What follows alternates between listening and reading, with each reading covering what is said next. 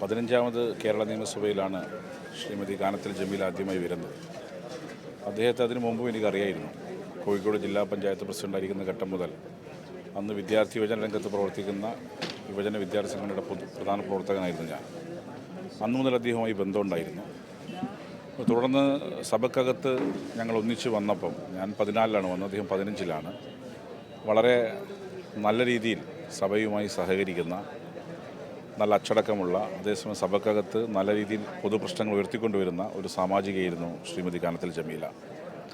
അസുഖബാധിതയായതിനു ശേഷം ഒരുപാട് തവണ ടെലിഫോണിൽ സംസാരിച്ചിട്ടുണ്ടായിരുന്നു. ആ ഘട്ടത്തിലെല്ലാം തികഞ്ഞ ആത്മവിശ്വാസം അവർക്കുണ്ടായിരുന്നു. ഈ അസുഖത്തെ തോൽപ്പിച്ച് നിയമസഭക്കകത്ത് തിരിച്ചു വരും എന്ന ശുഭാപ്തി വിശ്വാസം അദ്ദേഹത്തിനുണ്ടായിരുന്നു, ഒപ്പം ഞങ്ങൾക്കുണ്ടായിരുന്നു. കഴിഞ്ഞ 1-2 സമ്മേളനം അദ്ദേഹം പങ്കെടുത്തിരുന്നില്ല, അപ്പോഴും അവധി പറയുമായിരുന്നു.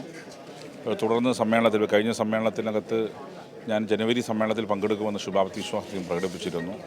നല്ല ഒരു പൊതുപ്രവർത്തക, മികച്ച നിയമസഭാ സാമാജിക, ഒപ്പം സഭക്കകത്ത് കാര്യങ്ങൾ നന്നായി അവതരിപ്പിക്കുന്ന സഭയിലൊരു സൗമ്യമുഖമായിരുന്നു ശ്രീമതി കാനത്തിൽ ജമീല.